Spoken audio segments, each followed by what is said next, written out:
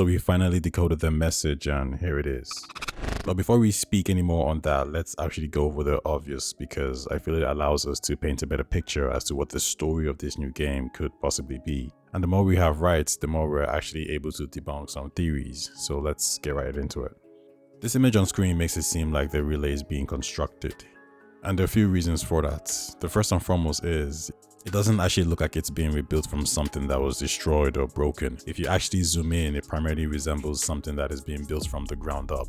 The material is more aligned with each other, whereas if this was being fixed, you would notice a lot more patches, a lack of uniformity in its construction and style. And speaking of style, this looks nothing like what we're accustomed to in the Mass Effect universe, at least from a non-human perspective.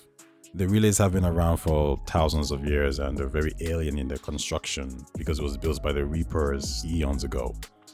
One look at this newly built relay and it looks modern. You can somewhat derive its architecture from the Normandy or Tempest, those human-like structures. Which brings me to the next point. This is more than likely humanity's project and probably not one other members of the galaxy are involved in. To further push this human theory, we can see letters and numbers on the screen. Now I can't remember at this moment if the other races had a different alphabet or numeral system, but the evidence is strong so far and it only gets stronger. The name of the video file is SA Interact Santherium System Doc 314, and there are 2 points that instantly stand out, one being a direct reference and the other being a vague one. In the Mass Effect universe, SA stands for System Alliance, which is a collective body of Earth and all human colonies in Citadel space. Doc 314 or just 314 is more than likely a vague reference to Relay 314, which was the relay that kickstarted the First Contact War and ultimately humanity's vital role in the galaxy. Those 2 points hone this in. But if we go to the bottom left on the screen, we actually get more details on the file. Vacuum Dock Relay Construction, so that actually settles that point. Monitoring station operated by Green Dagger Ltd, which if you Google, you see was incorporated in 2014 in Dublin City. No, I'm joking. The monitoring is operated by Green Dagger Ltd, and Ltd is a human acronym for limited company. Now, what might throw you off is the ship's captain's name. Sub Navak So Rehe. Yeah. Anyways, which is clearly more Quarian than human. I don't believe anyone actually thinks this is a human and Quarian offspring, but Jack Baldy from Reddit mentioned how in Andromeda there's a human character called Darla Vas Hyperion. She was born on the Quarian fleet as a daughter of a diplomat, and it's more than likely she took up the naming conventions.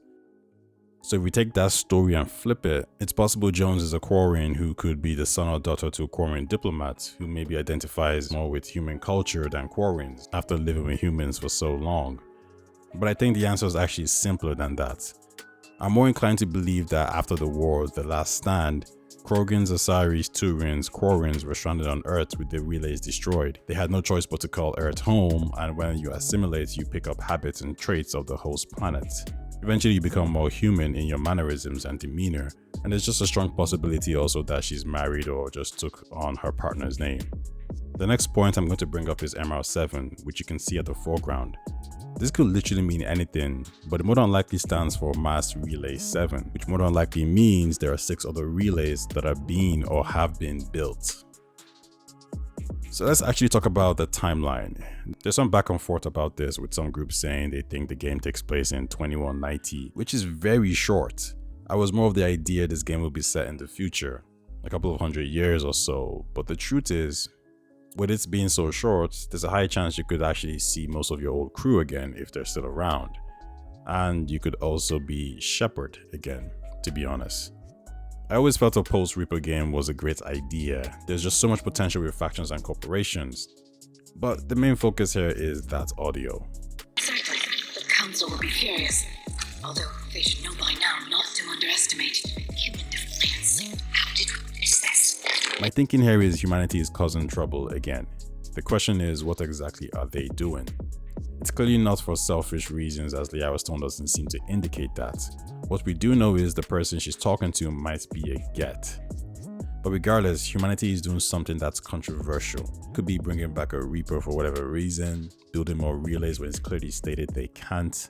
I'm not too sure on this point, and that's when you guys come in. Share your thoughts, let me know what you think so far.